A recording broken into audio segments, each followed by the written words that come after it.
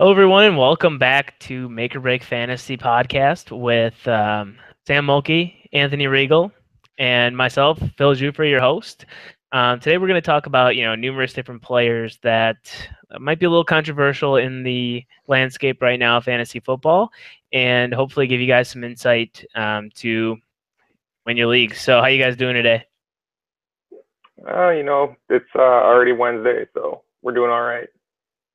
I'm doing all right too. I mean, I could complain, but who would listen? So I'll save my time. Great point. No one would listen. Awesome. So, how are the leagues going so far? How you guys doing? Well, I'm only in one league this year. It's actually kind of nice, and I'm off to a good start, 2-0. Just beat the host this week, so hopefully we can keep the momentum going and go to 3-0 this week. Bullshit. I tell you, that's garbage. Well, I'm in two different leagues, and our league together here, a mediocre 1-1, most points scored, keeping us strong. But my other league's a little different. We play high score wins every week. So basically, there's 13 people in it, and the first place team goes 12-0. So last place team 0-12, and your record's basically overall ranking. And I think I'm third or fourth right now, maybe fifth. I don't know, somewhere above average, but nothing crazy yet this year. Yeah, I'm like 500 in every league, except for one. I'm 0-2. That's a great one with Gronk and Luck. It's been a real ride. I do have CJ Anderson. I somehow lost last week, the second highest score in the league. But anyways, jumping into a quick player discussion. One player that's been pretty controversial, at least in our small group, has been Cooper Kupp.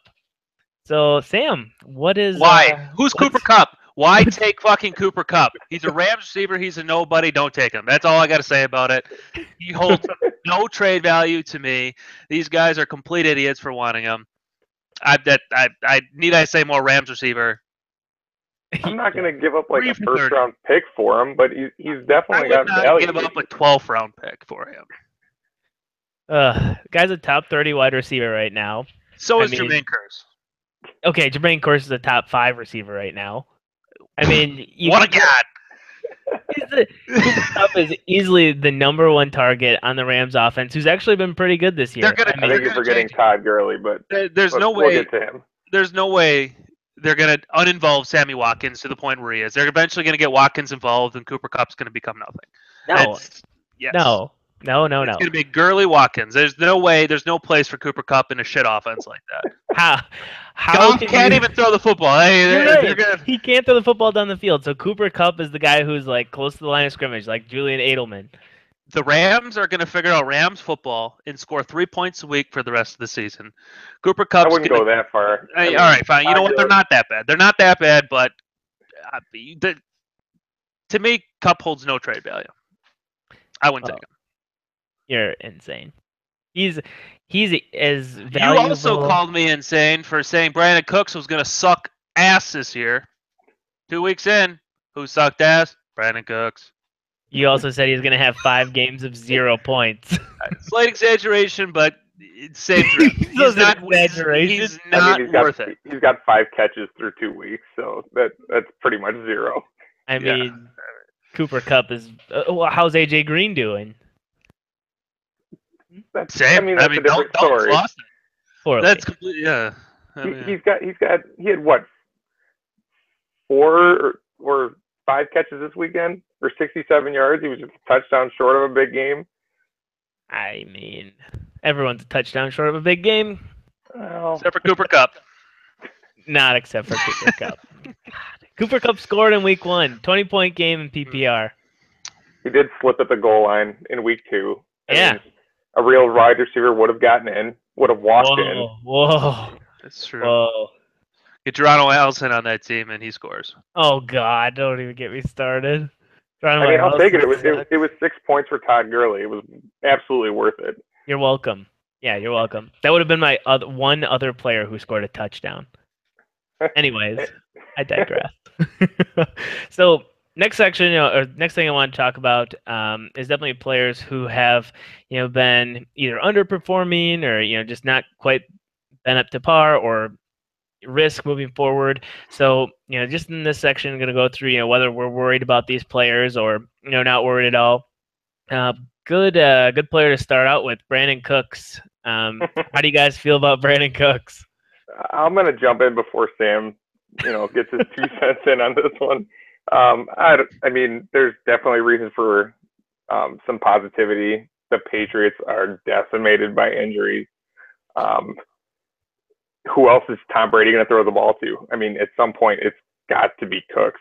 And so I guess I would like to say that you have to be optimistic. And if you drafted him, then hope he turns it around.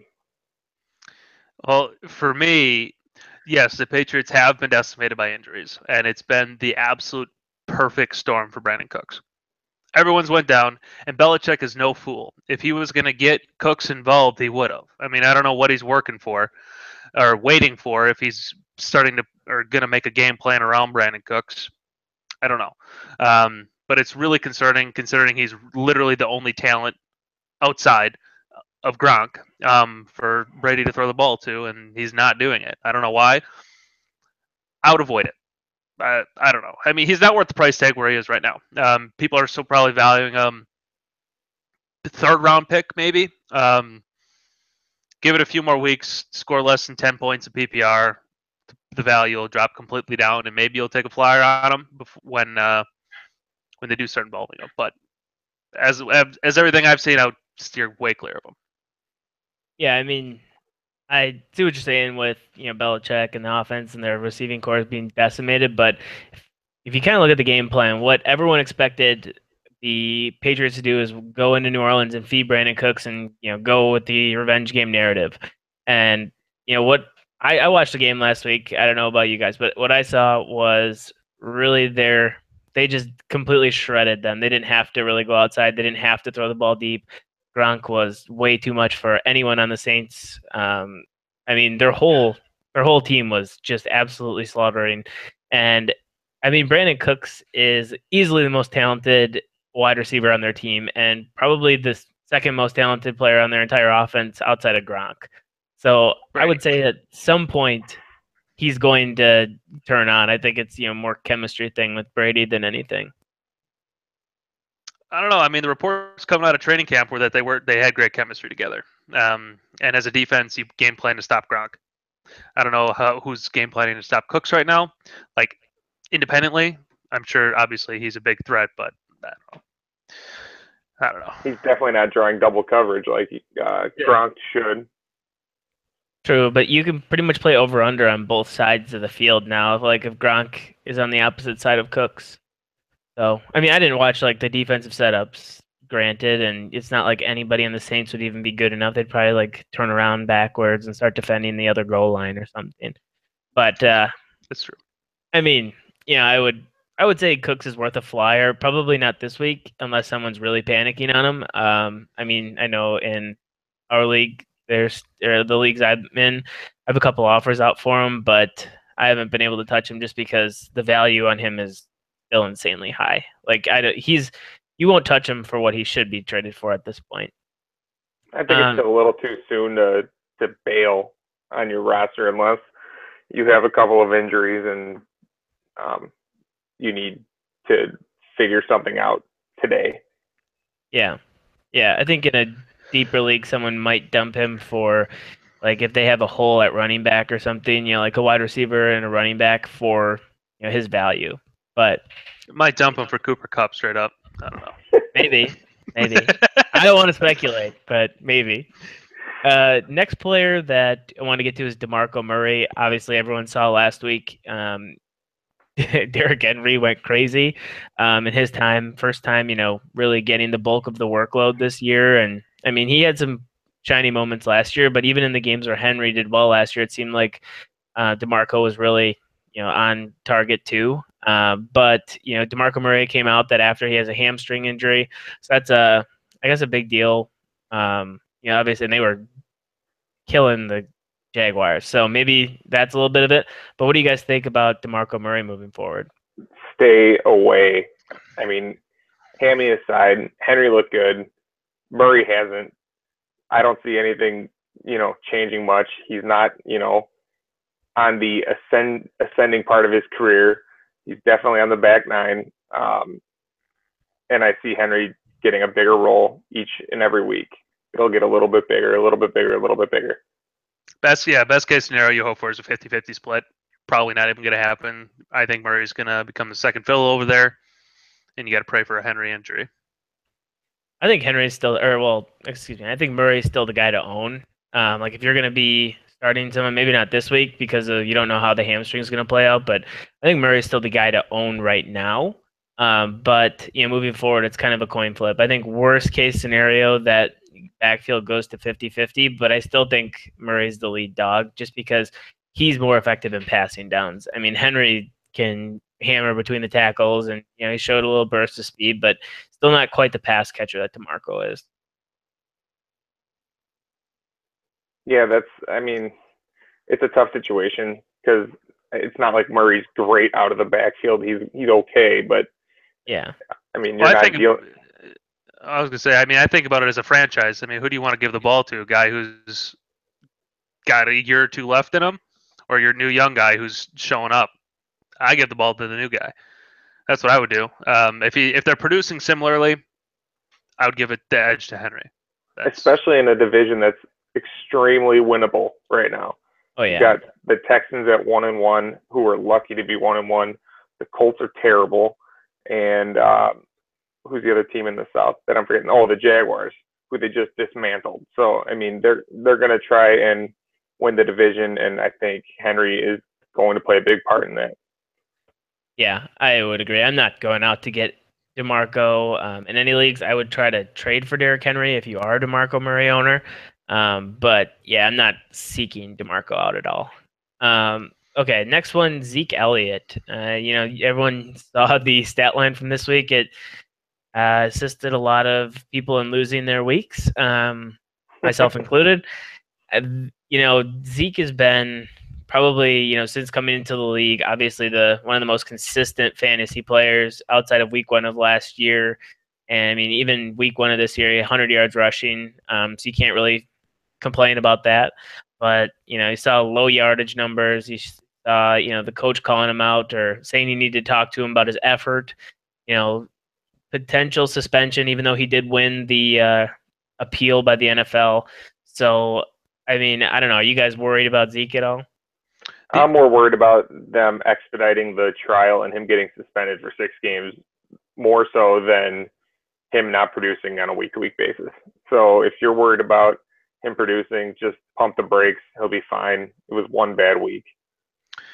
The only thing that's a bit concerning, I would say, is that Dallas is starting to trust Dak a little more.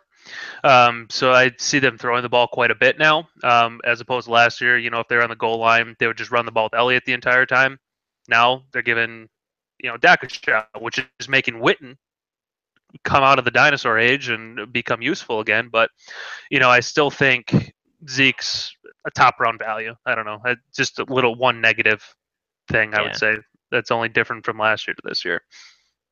And that Denver game, that was the most horrific play calling I've seen in a long time. I mean, even week 1, Dak threw the ball, a ton, and Zeke was still the guy that really won them that game with, picking up first downs, moving the ball methodically down the field while Dak was sailing the ball over receivers' heads. Like, he is so overrated. Like, he is going to be a fine quarterback in the NFL. He's going to be probably an Alex Smith plus, but he's not a put the ball, in his hands and he's going to win you the game. He's a guy that's going to move the ball methodically down the field with the running game behind a great offensive line and, eventually get there. But this isn't about Dak, it's about Zeke. And I'm not worried about Zeke at all. I think, going back to what Anthony said, it's definitely a situation where I think Zeke is probably still the top 3 value player in all of fantasy football. I mean, like you said, outside of a trial coming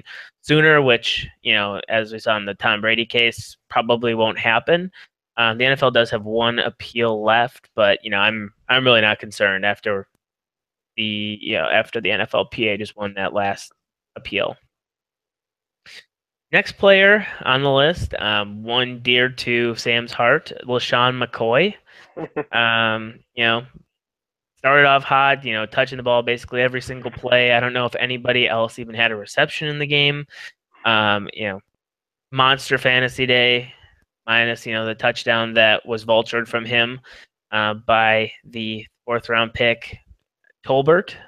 Little inside joke, but I don't know. Me personally, I don't know if LeSean McCoy is trusted long term. I mean, he's on a terrible offense. They have no weapons on the outside. I mean, Jordan Matthews he's been a sleeper for 5 years, and I'm pretty sure he's still asleep. Zay Jones has not looked good from a production standpoint. Tyrod Taylor, as doing his normal thing, rushing for 40, 50 yards. He's not producing like he did last year. Last year, his numbers were so much better last year, especially early in the season.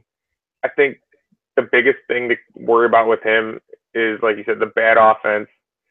He's getting a little bit older, and Mike Tolbert is going to take some of those potential touchdowns away. I think for McCoy, it's all going to be volume based. I don't think he's going to be rushing for 5-6 yards a carry by the time the season's over, but he's going to touch the ball 20 times a game at least. I think he's got a pretty high floor though. So like last week when they played the Panthers, they just got decimated, right? But in PPR leagues, he's still going to catch a minimum of 5 balls every single game. That's, I think, going to boost his value a little bit. The only thing that I really, really don't like is that he's probably going to get hurt. I mean, he's already been banged up. He's going to touch the ball an astronomical amount this year. Probably not going to be able to hold up. He's going to miss a game or two, at least. But, you look at guys like Zeke, like Bell. They're not matchup proof. They both had bad weeks. McCoy had a bad week. I don't know. I mean, I think over the long term, he's going to be a top-end running back. Just is on a bad offense. He might not score a lot, but PPR, he's going to get a lot of touches, so value's going to be there. Yeah, I mean, I think you look at it from a standpoint of like, will he touch the ball a lot? Yes, he's an RB1, easy. I think where he was drafted was the top end RB1, and I think he's going to end up finishing, probably maybe a middle to lower range RB1. I mean, that's nothing to be upset about. But at the same time, I think, if you get a really good week out of him this week, it might be time to, look at potentially moving on him or seeing what you can get for him, because, I mean, the tougher the matchups get with them, I mean, they beat the Jets in week 1. Nothing to write home about. So, I mean, if he's the back half of his schedule is super easy after the bye. They got a bye week 6, I think. First 6 games are a little tough, but after that, should be a cakewalk. That's something to look at. I didn't realize that. Okay, so next guy on the list is Isaiah Crowell. Who? Why are we even talking about him? Why? Hey, Browns running back, 3rd round pick.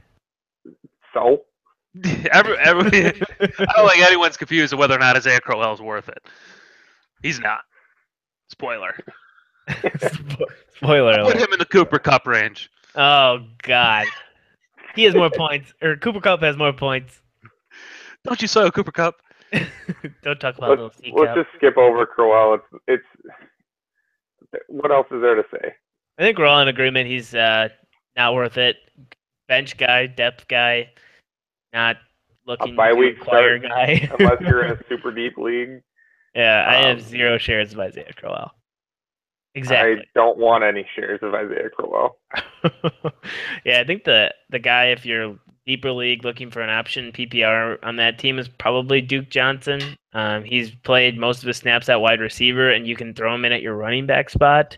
Corey Coleman going down should help him. And with how ineffective Isaiah Crowell is, I could see him moving actually behind the quarterback, getting some carries too. Next guy, Christian McCaffrey. One of the most electric players in preseason. He was super hyped up, top 3-4 round pick, depending on when you drafted. has been extremely disappointing on an offense that looks lost for the most part. I mean, they scored 6 points. I mean, I don't know what you guys think about Christian McCaffrey. I watched that game. Oh, go ahead, Sam. Go ahead. I watched the game, and he made play after play. He picked up a ton of first downs. All in the passing game. So I mean, from like an actual player standpoint, I think he's actually really good. Surprisingly enough, he did translate to the NFL. He looks good, but you're living and dying by Cam Newton, and all of us know he's a completely different quarterback than he was 2-3 years ago. I mean, they need to figure out something different on offense for him to be, a high value player. But I think he's translated nicely to the NFL, just not fantasy. Talent-wise, I'm definitely holding on to him because you're not going to get the value you drafted him at, and he's going to have weeks where he does very well just for the sheer fact that he is that talented. Yeah, I would be. He's a player that I would look to buy low on. Someone really needs help now. He's a guy that's going to catch a bunch of passes if Cam Newton can hit him. The biggest problem in that offense, Cam, 100%. He's been terrible. I mean, just brutal, and it impacts Christian McCaffrey. He can't get those dump off plays, those things going in the passing game or the running game if Cam can't hit receivers downfield and loosen that defense up. So I think it's something that you gotta keep an eye on, but I mean, I'm not overly worried about him. Le'Veon Bell, ton of carries, first 2 weeks, 1 million touches, and just seems super ineffective. What do you guys think? I think it's just a slow start. I mean, we've seen it the last couple of years how explosive he is and how dynamic of a playmaker he is. It's just a matter of time before the yards start, being pumped out and the touchdowns with it. I think he's got the superstar effect. I mean, he didn't take this offseason seriously, held out for more money, looks out of shape, and it's catching up to him. And hopefully he can get back into the swing of things and become the player he was last several years. But, he looks like shit right now. But I think he'll turn it around. I still value him 1-2 with Zeke. Yeah, you're not going to have – it's not going to be easy to buy low for him. Yeah. Yeah. You can. You're not going to buy low on him. I would love to if someone's willing to give him up, but I think you're right. I think it's kind of down that line of missed training camp. Had a week of practice before the first game. Granted, it was against the Browns. Doesn't really matter when you're not playing well. They always play bad at Cleveland. It's ridiculous how bad the Steelers are at Cleveland, and yet they seem to win every single year. Well, everyone gets at Cleveland. Yeah, but you know what I'm saying. They play poorly every year. They play Cleveland, and they somehow find a way to win it. Yeah. Yeah, I would say hold on to Bell unless you are in dire straits where you lost, you got some major holes you need to fill. Then, you're still asking for a king's ransom. So the next part I want to talk about is just players that, are in the middle of a hot start, really tearing it up, top-notch fantasy players that, may hold on, may not. And I think it's easy to say the first guy that would be on that list is Kareem Hunt. Kareem Hunt. So what do you guys think about Kareem Hunt? Bye. I mean, they're using him like nobody else on that team except for maybe Travis Kelce. He's explosive, super quick, can catch the football, hasn't fumbled since his first touch, which I know it's only 2 games, but when you touch it 25 times a game, I take a little bit of stock in that. If at all possible, get your hands on him. Yeah, I own him in both leagues that I'm in. It's been amazing. But, a guy that good, being able to be with Andy Reid. Andy Reid leads that one guy. Kareem Hunt showing he can handle it. He's literally done nothing to warrant thinking it's been a fluke so far. He just has been making play after play. He runs hard. He's a down-to-earth kid. He's likable. He works hard. I'd keep him. No red flags. Buy him if you can. Yeah, I think Kareem Hunt's like one of those guys that in the Andy Reid offense where they just, eat up passes, they, have a pretty good rushing average. They're going to be using their running backs a lot. I mean, Alex Smith is not a gunslinger by any stretch. Likes to play around the line of scrimmage, and Kareem Hunt has been explosive. He's run guys over. I mean, what hasn't he done? The only concern I would have about him is health. He's a smaller back. He's not a guy that is going to hold up, to a ton of touches like Adrian Peterson in the past, or you know, any workhorse back in the NFL. So I would be a little concerned about that just because he does not shy away from contact. But I'm all in on Kareem Hunt. I have been since preseason. Now to go to the number 2 player in fantasies. We talked about number 1. We're going to number 2. Trevor Siemian. Yeah, who'd have thought we'd be talking about number 2 player in fantasy, Trevor Siemian at this point. But hot start with the Broncos. Just threw 4 touchdowns last week. Looks pretty good. I mean, outside of the big yardage totals, he's been all you can ask for from fantasy quarterback. Do you guys think that continues? I mean, he had a pretty good start last season too, and we saw how the season ended. So I think I need to see a little bit more before I buy in completely, but he's definitely heading in the right direction. Yeah, I mean, I don't know. I don't think he's a top tier quarterback by any stretch. I wouldn't put him in the top 12 as a QB1 at this moment, but you sure about that? Do you see the way the quarterbacks are playing? Seriously. I see how my fucking shitty quarterback's been playing. Oh. Aaron Rodgers, for those of you who don't know.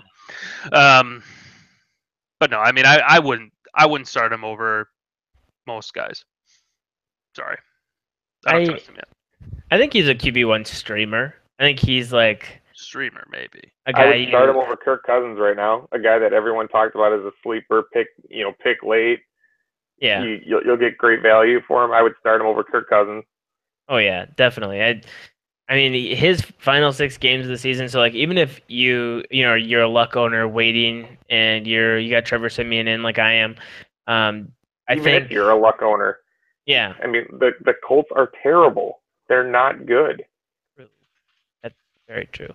But even if you have Trevor Siemian right now, if he's a streaming plan for you, his final 6 games of the season are stellar. I mean, he's got crazy good matchups. So, I would definitely keep Trevor Siemian. I wouldn't drop him. If you're a guy that had to pick up, or a girl who had to pick up, Sam Bradford the first couple weeks, I think Trevor Siemian's kind of a better option at this point. I mean, Vikings can't There's play. Another quarterback I'd start him over. Sam Bradford. Yeah, me too. I'd start him over Jay Cutler. I'd start him over Deshaun Kaiser, Deshaun Watson. We could probably get this list down. I'd start him over Mariota. You could get it down to 12. I guarantee we could probably get it pretty close to 12. I'd start him over Palmer. I'd start him over Rivers. I'd start him over. Oh, Rivers! Mariota. I wouldn't start him over Rivers. You crazy girl. Right now, I would. What gives you so much confidence in Rivers? I don't. History. He does not have a history of being a top quarterback. He's been like the 6th ranked quarterback for like the last 15 years. Not 15. Okay. Preseason rankings and where you finish are 2 different things. Yeah, he's finished in the top, at least the top 10 every single year since he's taken over. We're gonna have to look that up. We're gonna have to fact check that one. I know he's wrong. Do it. Look it up. Maybe one. Give me 1 year since he started. I'm 100% sure you're wrong on that too. 1 year outside the top 10. Go ahead. We'll look it up and let you know the results in the next show. Okay, I'll have to make a note. But yeah, I know you're wrong. Anyways, I mean, I would start him over Russell Wilson. I would start him over Mariota, who has a terrible schedule coming up. I mean, there's just a lot of guys that. Here's guys that you wouldn't start him. Here's the guys you wouldn't start him over: Rodgers, Brady, Breeze, Carr, Ryan. Now Stafford. Stafford's been good enough. You're right. So that's 6. After that, it gets pretty foggy. Yeah, I agree. I think Siemian's for real. You're looking it up right now. All right. Well, while you look that up, Next guy, another top quarterback so far this year, Alex Smith. Guy comes out week 1, puts one on the Patriots. Comes out week 2, has another pretty good performance. I mean, by all accounts. He pushed the ball down the field in week 1, not as much in week 2, but still turned in a pretty good performance. Do you see that, really keeping up? Yes, because of Kareem Hunt, Travis Kelce, and Hill. You've got 3 really, really explosive weapons at his disposal, and it's not going to be a bunch of rushing touchdowns for Kareem Hunt. He's going to have receiving touchdowns as well.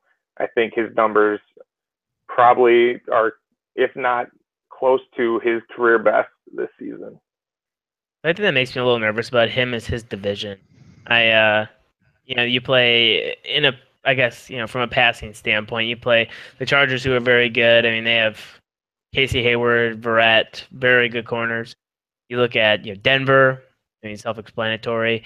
That's 4 games. I mean, 4 games of potentially pretty crap performances. I mean, I'm buying Alex Smith as a kind of in that same range as Simeon. A QB1 streamer. But I don't know. I would definitely want to have another quarterback in my roster if I was starting him.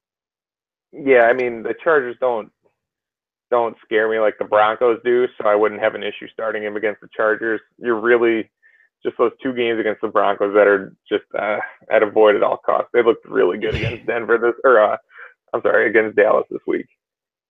True. And they look like a juggernaut. KC's been rolling. Roll with what's hot. I don't know about juggernaut. Why? They beat the Patriots. If you can beat the Patriots, you're a damn good football team. Well, then they squeaked past Philly. Yeah, that was closer than it looked. Or it wasn't as close as it looked. It looked pretty close. They were up. Philly scored a couple lucky touchdowns at the end. Oh, by the way, all right, here you go. So, 2016, Rivers finished 6th. 2015, Rivers finished 10th, still in the top 10. 2014, 9. 13, 6. 2012, 18th. 2011, 7. 2010, 4. 2009, 9th. That was his rookie season? He got drafted with Eli and Big Ben. Yeah. Oh, okay. Yep. So I see. I don't know which year I clicked on. I think 2000, either 6 or 7. He was 10th. Oh, fuck. And then you see it. 2008, he was 15th. All right. Okay, so twice, 2 years. We'll put that in the Brandon Cooks column. Okay, well, Alex Smith, I think it's self-explanatory. You're keeping him on your roster if you have him. Pretty easy decision. Ty Montgomery, the next one. Another guy who was kind of wavered in the preseason. At one point he was supposed to be, top 2-round pick, and then suddenly, Jamal Williams comes in. There's a bunch of question marks around him, and now he's looked great.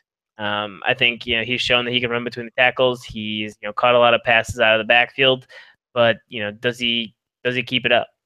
The only thing that concerns me with him is I just read today that McCarthy wants to limit some of his early touches, and I think that's something that you have to. It's something you have to take into consideration when you're dealing with any Packer running back, is how Mike McCarthy is going to use them. Poorly. That's how. Poorly. Repeatedly. I mean, I think in PPR, he's gold.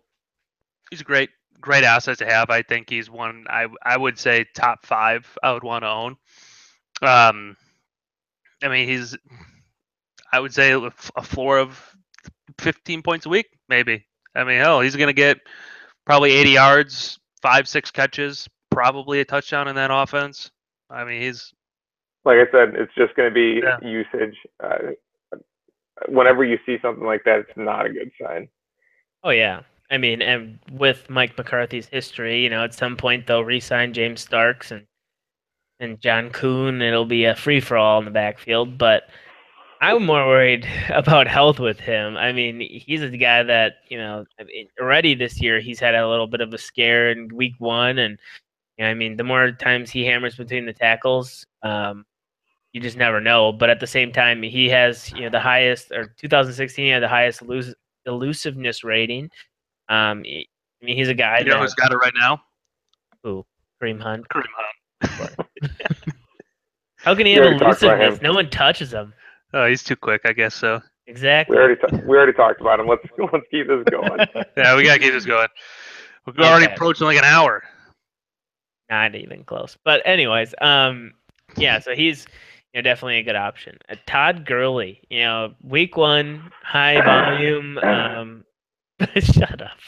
High volume, good for, prep per carry, usage and all that good stuff. But turned in a good performance this past week, much better. I think it was just, did he go for 100 yards? I think. Nah, he had 88 or 86 rushing. But he had over 100. He had like 115 all-purpose because he had, I think, 38 receiving. And that was the first time since his rookie year. Yeah, I'm all on board. I mean, they're going to use him. So until they show that they aren't going to use him, why worry about it? He'd be the one Ram that I would want to own. I mean, with the addition of a huge threat on the outside like Sammy Watkins, he's opened up some holes for Gurley. Exactly. No, I think Gurley's good enough to own. I mean, he's definitely good enough to start. He's probably a low end RB1 right now. Maybe.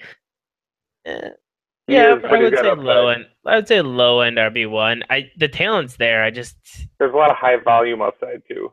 That's it. I mean, the guy's the only running back on the team you even want to touch, and I mean, he's not even worth handcuffing because whoever's behind him, it doesn't really matter. So right, because if he gets hurt, the guy behind him is not going to do anything. Yeah, he's probably one of the top 5-6 talented running backs in the league, but he's a guy that I would be comfortable with in my starting lineup. Next, Michael Crabtree, the number 1 wide receiver in fantasy. Yeah, I'm just going to let you marinate on that for a second. Number 1 wide receiver in fantasy. How do you feel about Michael Crabtree? I mean, I don't see why he would slow down. He's been a touchdown machine since last year. So until they give you reason to think that he's not going to be the guy in the red zone, why would you think his numbers would slow down? I mean, the Raiders look awesome. They're putting up a ton of points. Carr looks good. And for some reason, defenses don't like to cover Crabtree. They like to double Cooper. Cooper's a better athlete, better receiver, but I mean, Crabtree's better than a one-on-one. He's better than a one-on-one. Yeah, Crabtree's, he's a good receiver. Absolutely, don't get me wrong. And that Raiders use him a ton. Why not? It seems like their whole game plan is to get the ball to Crabtree when they're inside the 20. Yeah. Keep him up there. I would buy him. He's great to have on your team. Yep, I would agree. I think he's wide receiver 2 definitely. Maybe I don't see him being a wide receiver 1. I think every week it's going to be kind of a coin flip on, is Crabtree going to go crazy? Is Cooper going to go crazy? But either way, I mean, it seems like the floor for Crabtree is like 4 for 60, so good enough for me. Last one, DeAndre Hopkins, target monster. I want nothing to do with him. As long as they don't have a quarterback that can consistently get the ball downfield. Their offensive line is horrendous and is going to, Deshaun Watson's going to have pressure in his face all game long. Lamar Miller has not shown much of his form from last year. I don't want much to do with the Houston offense at this point.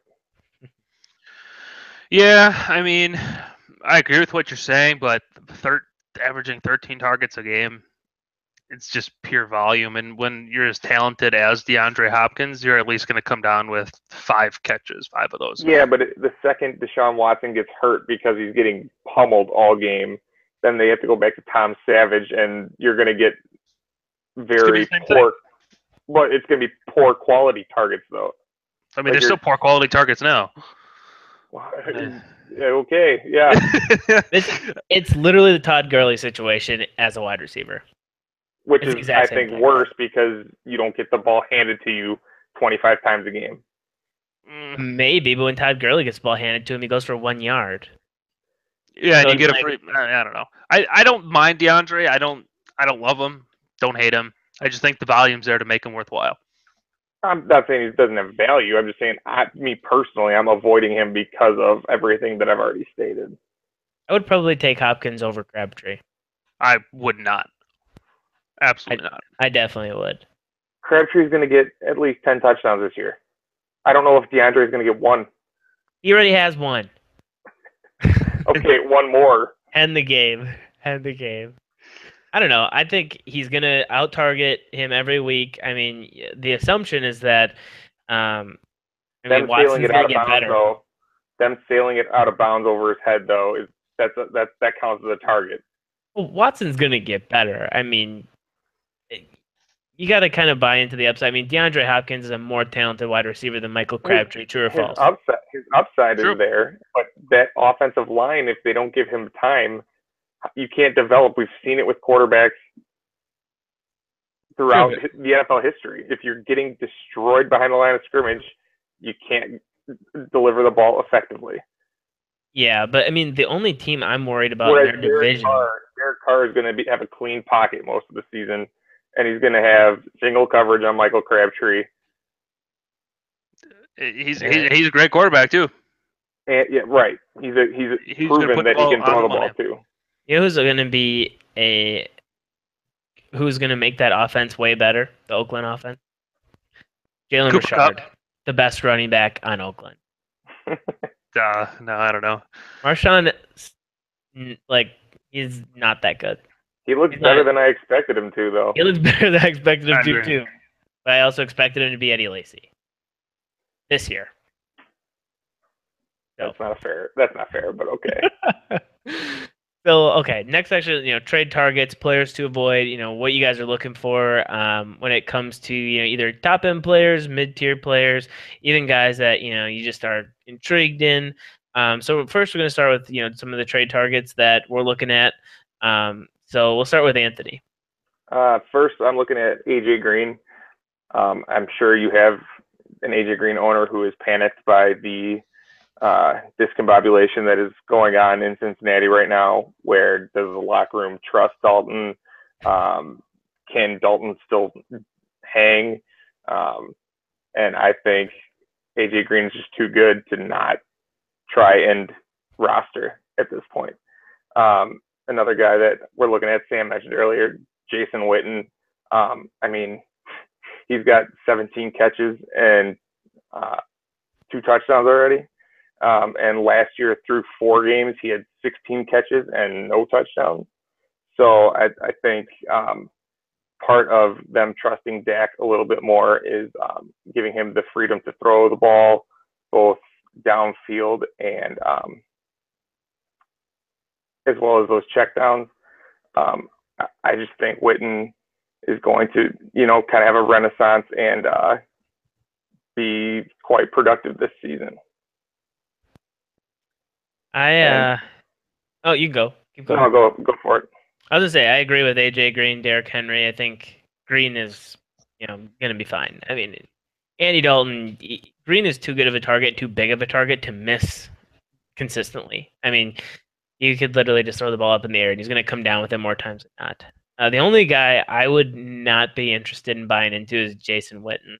You haven't been interested in him for 5 years. Yeah, because he stinks.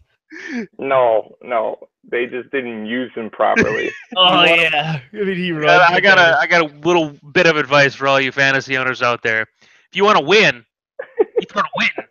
That's how you win football games. Oh God, with his 8.240. Oh, and I forgot to mention the other one I'm looking to buy is Derrick Henry. Like I mentioned earlier, with DeMarco Murray being possibly hurt, possibly not, possibly just getting old. I'd look to see that could be a cheaper option to try to get on your roster. Yeah, I agree with that. Sam, what do you think? Were you buying? I would buy T.Y. Hilton. Um, as much of it is a mystery now, if Luck will come back, if he's even alive, I don't know. But assuming The curse of Sam Mulkey's team. Andrew, assuming Andrew Luck comes back, which should be within a couple weeks, Hilton is a top wide receiver one. Just by sheer volume, he led the league in yards last year, I think.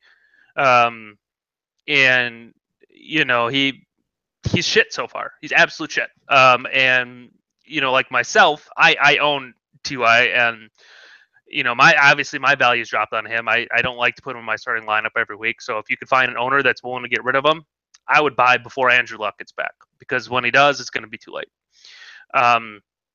I picked 3 wide receivers, so it's kind of the same thing. I mean, Michael Thomas, I know he was a late first round pick, or early second in this year's draft. He hasn't been producing like it. Now, if your league's anything like ours, I know guys don't like to bail on their early round picks at any point throughout the season, even if they're one-legged, one hand, catching a pass a game. But if you find someone willing to trade him, I would buy him up. I think he's gonna have a great year. He looks good. He just hasn't been getting as many targets as he should. My last guy is Stefon Diggs. I think Diggs looked amazing in his first game. With Bradford throwing the football, he was making play after play. He was making difficult catches look easy. Now his value is directly attached to Sam Bradford. And with was it Case Keenum throwing the football last week, whoever it was, he put up 2 catches. I mean, it was brutal, but not his fault. I think he's a very talented receiver. He's got great hands, and he's going to put up fantasy points with Sam Bradford. So I would get him if you can. I love the first 2 guys, and I do want nothing to do with Stefon Diggs at all. He's a good receiver. I mean, it's kind of the situation of like Andre Johnson with the Texans, except the quarterbacks are worse. Wait, what team was that? What team was that you just referenced? Having a really good receiver that struggled from time to time because they didn't use him appropriately. Top 10 wide receiver. I mean, he's got a Hall of Famer. What team was that though? What team was that though? Oh God. Yeah. The Texans. I think Matt Schaub. Texans. That's right. Yeah, Matt Schaub. You mean Matt Schaub, who made it to a Pro Bowl? Do you think Deshaun Watson's making it to a Pro Bowl this year? Yeah. Yep. He's pencil it in. All right. I don't know. I don't believe in any Vikings wide receiver since like Randy Moss. I mean, it's like they've been terrible. I mean, like even when Stefon Diggs had last year, he had like 2 200-yard games, and I don't even know if he broke 1,100 yards receiving. I mean, it's like he's just not a guy you can trust week to week. And I mean, I would wait for Stefon Diggs to have another big week. If it's this week, if Sam Bradford's playing and he has a monster week, I would try to get rid of him for one of these other guys that we're telling you to try to buy low on. But that's my opinion. My guys that I think would definitely be targeting in trades, obviously Le'Veon Bell. If there's a Le'Veon Bell owner that's panicking, listening to offers, anything, I would probably try to package something. Like you're gonna have to give up 2 really high-end players, but I mean it's gonna be worth it. He's gonna definitely get out of his slump. I'm not concerned about Le'Veon Bell at all, and there's probably an owner out there that that used their first-round pick on Le'Veon Bell that maybe they didn't have enough to get over the hump. They're 0-2. Not our league, but maybe some of your other leagues. I would definitely be looking at him. Another guy is Carlos Hyde. I think he's kind of buried in the a little buried in the rankings, or even in the weeds for some people who know about him. Obviously, everyone knows who he is, but know that he's having a great season. I mean, he just went for 100 plus yards against Seattle. He definitely doesn't look to be slowing down. Excellent buy low player, even though he's producing well, catching passes out of the backfield.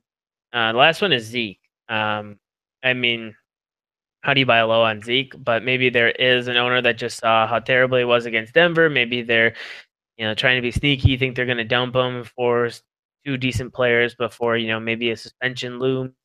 I would definitely look into seeing what his value is with someone, because you might might get lucky. So those are the 3 guys I would say. Don't have much comment on that. I mean, makes sense. Anybody, I think, in their right mind would want Zeke or Bell.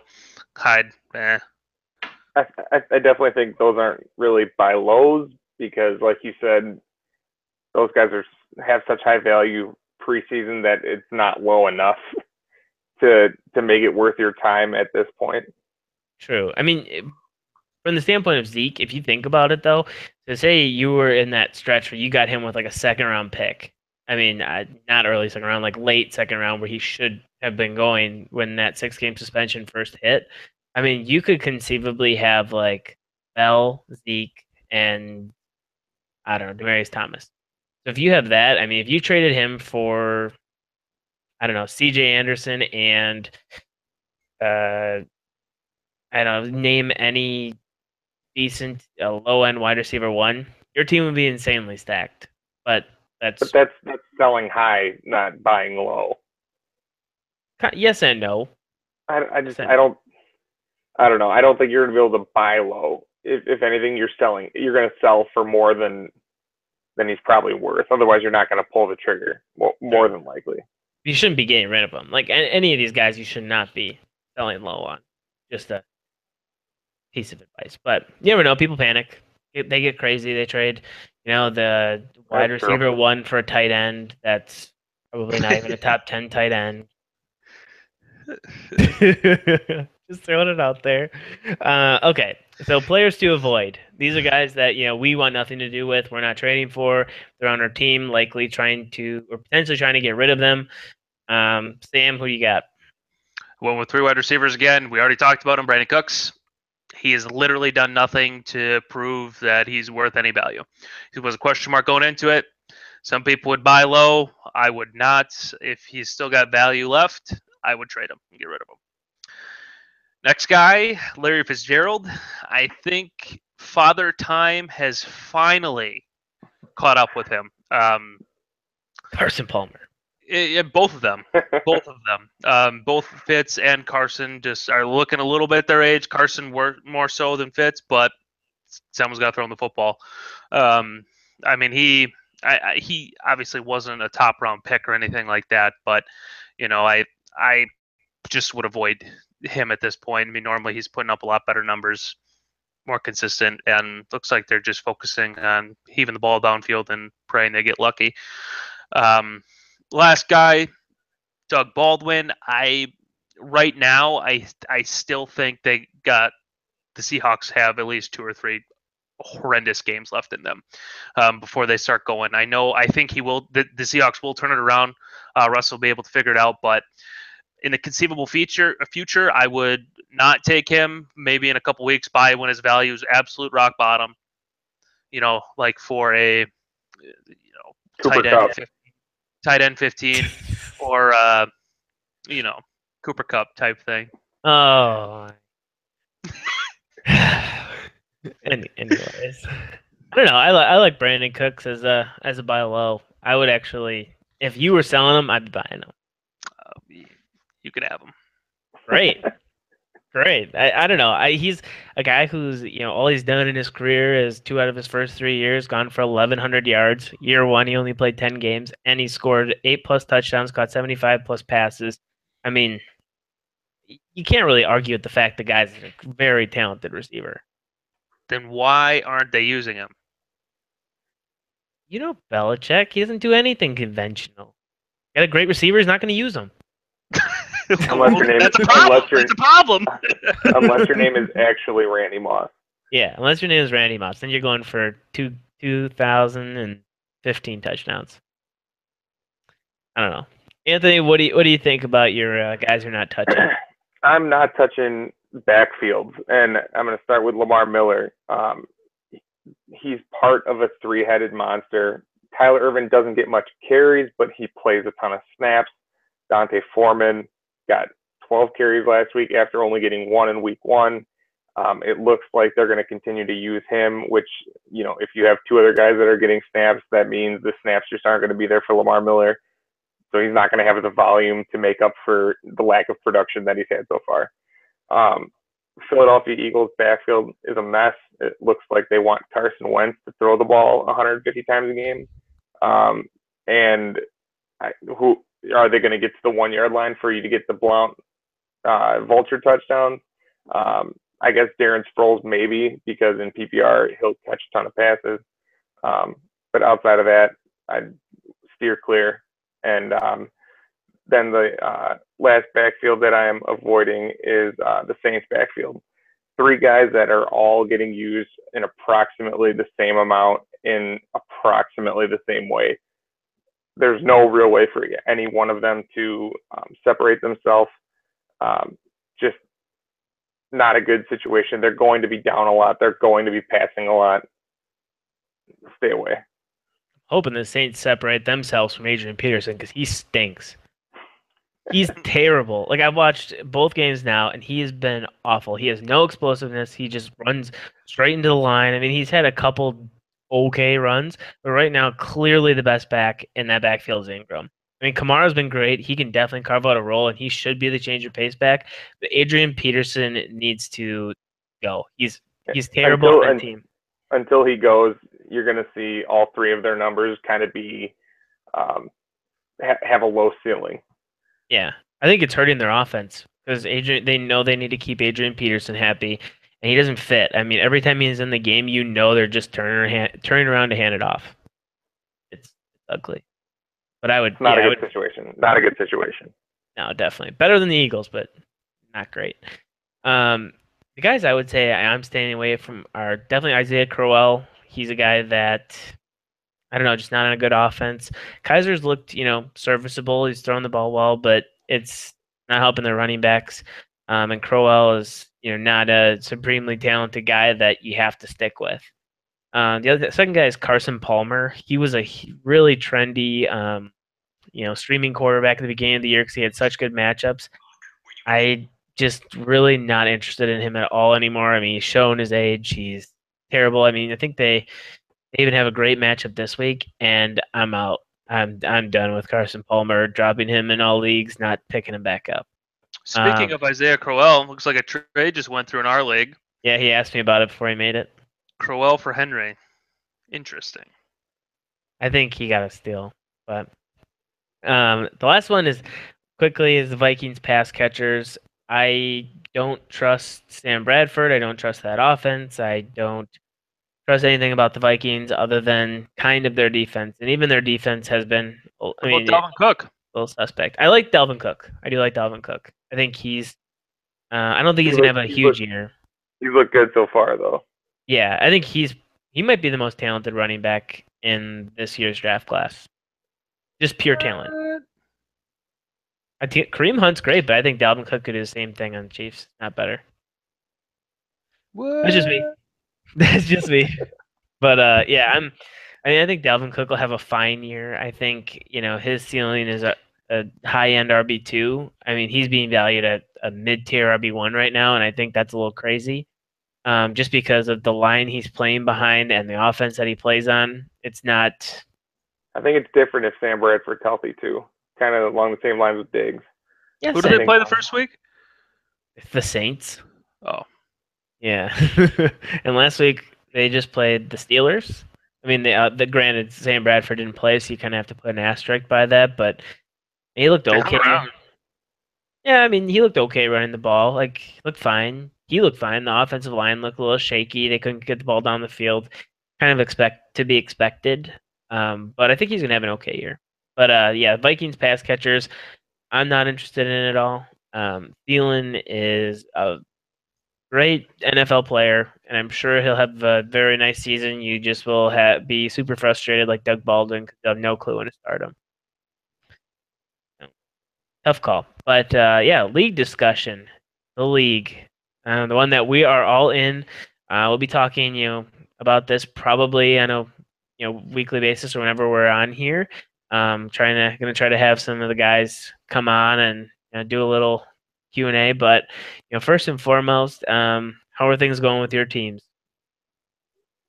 I'm 2-0. That's a good start. Third highest in points behind, I believe, you two. But I did outscore you by quite a bit this week. So I'm gonna take third.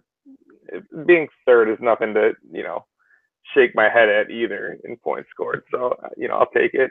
That was the highest point scorer in week 2. I was able to shore up my receivers a little bit today. So fairly satisfied where I'm at in a 14-team league. What'd you get? I got Marquise Lee, Kenny Galladay, and Charles Clay.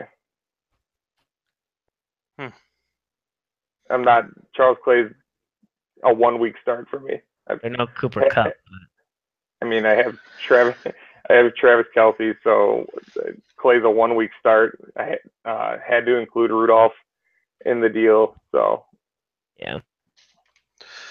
Well, for me, I am sitting at 101, most points scored. I think I have the best running back tandem in the league by a long shot. I have McCoy and Hunt. My receivers, I have Hilton, Diggs, and crapshoot for a flex. I have Macklin, Marvin Jones Jr., Tyler Lockett.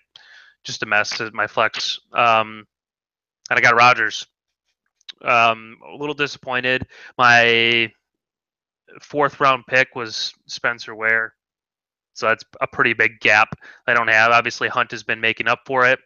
But naturally, I would have liked to have an additional 4th round pick to booster the team and have Kareem Hunt, but beggars can't be choosers. But no, I'd really like to figure out a way to at least shore up a final wide receiver, get an upgrade somewhere. But our league is fairly difficult to trade in. No one likes to trade with me. Throw me a pity party. But no, 1-1, highest point scored. I guess I can't complain where I'm at. Just had a bad week last week. Yeah. I mean, the trading in our league is like, I can't even think of a good comparison. But it's like, having cuts all over your body and then jumping into the, salt water. But my team's 1-1. I was the lucky and fortunate person to grab Zeke Elliott in the 2nd round on the swing picks with Michael Thomas. Last week was a little tough because I didn't do great, but I was really pretty happy with my team. Michael Thomas, Hopkins, Ingram, Elliott, Jack Doyle. I got Carson before week 1. Didn't even have to grab him off waivers. And old Cooper Kupp, he's shoring up the roster here. But I'm happy with my team. 2nd highest points scored. Pretty strong, I would say, in all position groups. I have Trevor Siemian, which has been awesome. Phil here, he's like the creepy, watch salesman back from like the 90s with the trench coat, where you pull it out, you see all those watches, and he always tries to peddle Cooper Kupp to everyone in the league. I think he's tried to trade him to every single member of our league, and then just for some reason, no one seems to buy. I don't know. It's just That's exactly who Phil reminds me of with Cooper Kupp. Because I say like, oh, what do you want for your, like the 3rd string running back for, I don't know, Cincinnati, or not Cincinnati is a bad example. Like a 3rd string running back for freaking anyone. The Packers. And they're like, and then they'll be like, well, I'll take Ezekiel Elliott and Michael Thomas, and I'll give you that, my kicker, and my defense. How's that look? Drives me up an absolute wall. But that's not an over-exaggeration, too. It's not at all. It's not at all. I mean, that's the thing. It's like you ask for one player, and suddenly, like, they're asking for your best player. I'm just like, I just asked for, like, a wide receiver 4, and now you've turned this into my best player. But neither here nor there. I think that wraps it up today. I appreciate you guys tuning in, and we're gonna try to definitely get on a little bit more of a schedule here. But hopefully, some of these tidbits helped you out today. Look forward to seeing you guys next time. Thanks.